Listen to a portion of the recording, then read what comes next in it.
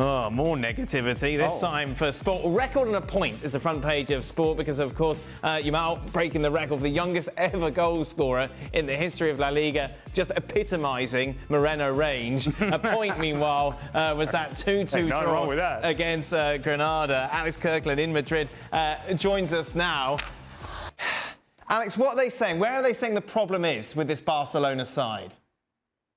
I think if you look at them compared to last season, for example, it's pretty clear that the defence is an issue, and a big part of that, I think, is the goalkeeper as well. It's the form of Marc-Andre ter Stegen, who was Barca's best goalkeeper, or best player, I should say, last season. And this year, his form has dropped off a bit. Look at this game. Look at the 2-2 draw with Granada. Look at Granada's opening goal.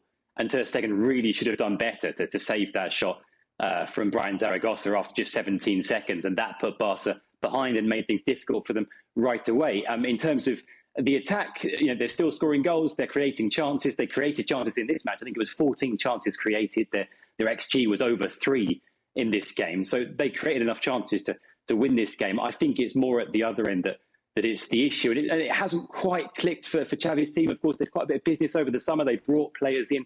Not everything has fitted together exactly so far. They've had some injury problems. They've got a number of players absent. You look at someone like Pedri, of course, he's going to be missed when he's out of the team. Look at Lewandowski not being available for this game, for example. That's a huge miss, of course. So I think there are various factors. But yeah, I think you have to look at the back and you have to look at the goalkeeper as well as those injuries. I like Alex, so I'm not going to argue with him. Okay. So I'm going to be subtle and say that I don't think he's right, Ali. Okay. Because when you create as many chances as Barcelona did yesterday, you can't point at the defence. Surely you've got to point at the likes of Ferran Torres, who are there, who've got to take them. Okay. Now, that is a valid point, Dan. It is, very much so. But I agree with Alex. No! And here's the thing. I'm going to give you numbers. I know you love numbers. Last season, the whole season, 38 matches, Barcelona gave up 20 goals. And a third of those 20 goals were given up late in the season when Barcelona had already won and it was defending optional.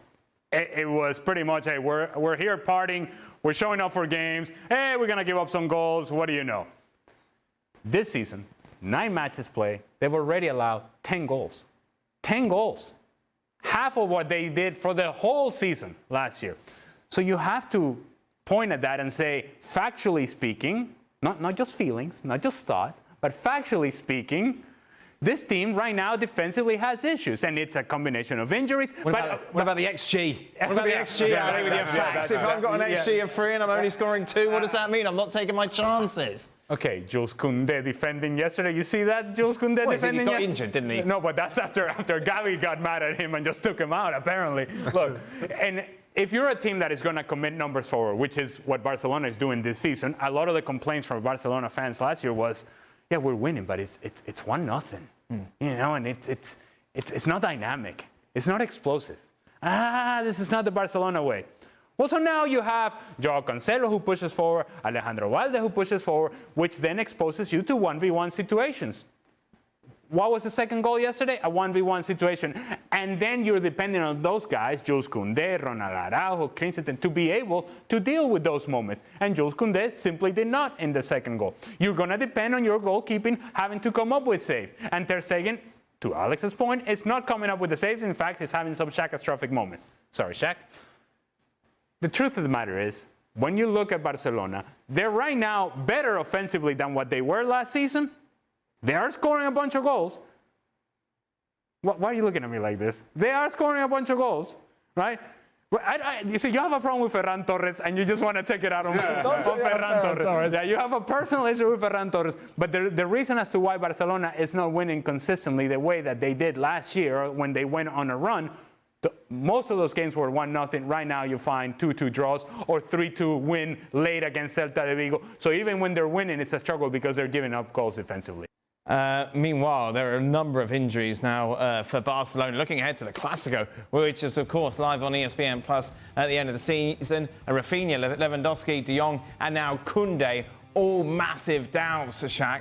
All players you would suggest would be starting in that tie. Without question, and I think of all of them, the biggest miss is Lewandowski for reasons that, well, you clearly aren't that thrilled with Ferran Torres. Apparently not. I think replacing a player like Lewandowski, even when you create chances, I think that is the toughest ask. Personally, I think he makes it. It's just too big a game right now, too much at stake for Barcelona. But still, with that level, with those injuries and some of the performances and how Real Madrid continue to churn out results and performances, you want to have your best players back. I think Lewandowski is there. I can't believe that you brought up expected goals as an argument. Well, you started it off with your facts. Oh, well, goals allowed and goals scored. Yeah. Not expected goals. Oh, don't start. I've always been a big fan of XG. What a mission that is. Thank you very much. I have no idea how I get to that, to Joao Cancelo being grumpy, but here he is. Joao, nosotros somos pesados, madre mía. Todos los días aquí, es que no vamos para todos los días. Vai, rápido, vai. Acércate. Por favor. His face is awesome, isn't it? It's so brilliant. I love it, Alex. He hasn't been there that long. That's the best bit, isn't it? The fact that when he reluctantly agrees to take the photo, he does so stony-faced. You just think of that kid who's now got this selfie, but like you say, incredibly grumpy-looking Joao Cancelo. I've got to say, it seems like a pretty minor inconvenience having to stop for a photo or two when you're leaving training every day. Now, Barca have had some issues with this over the years. There's a feeling from the Barca players that this kind of is happening too often, and often there's a lot of the same people who are waiting outside the gates. Some of these, of course, are genuine fans and their kids. Some people, the suspicion at least is that they're there to get autographs, which they then immediately stick on eBay and that kind of thing. And some of the Barca players over the last couple of years have asked if there's anything that can be done in terms of security and sort of tightening up on this. But it's difficult because, of course, you leave the training ground, you head out onto a public road. There's always going to be a point there where fans can gather. And this doesn't just happen with Barca. It happens outside of Real Madrid's training ground, as you know, Dan. It happens with big clubs all over the world. Yeah, like I say, it seems a pretty minor thing to get upset about here from Joao Cancelo. I love it, Naden. he did stop, to be fair. He could have just kept driving, knocked them over. Well, yeah, this is true. And to be honest, now I've looked at it and thought about it some more, it's not necessarily the fact that you have to stop. It is when it's the same faces. And I'll be honest, they are pretty annoying. Because, if you're stopping for a picture with someone new every time, you can see that they've got passion towards you and the club. But literally, the same person over and over and over. It's like, well, what now? And in fairness, you must have a pretty good relationship with them, because if you said to a complete stranger, you're annoying, but come on, you're probably not going to take the picture with them. So I think overall, it's a funny one. It's a funny one. But then, at the end of the day, this is how some people are. And I think the best thing I've seen for that as a remedy, not in terms of pictures, but in autographs, I think it was Craig Bellamy. And he said he'd only sign something if he would put their name on the merchandise. So unless he's saying best wishes to such and such a person, he's not doing it. And before you know it, there are a lot of broken hearts and people thinking, oh, why is he so miserable? Well, the fact is you tried to profit from him, and I think he's onto you. Stuart Robson would bring up your Maserati in this situation, Shank. Wow. And why would he? Ploughing through the West Ham fans. I've never done any such thing. Listen, I sympathise with Joao Cancelo and the issues, but the only parallel I can draw here is my time at Newcastle.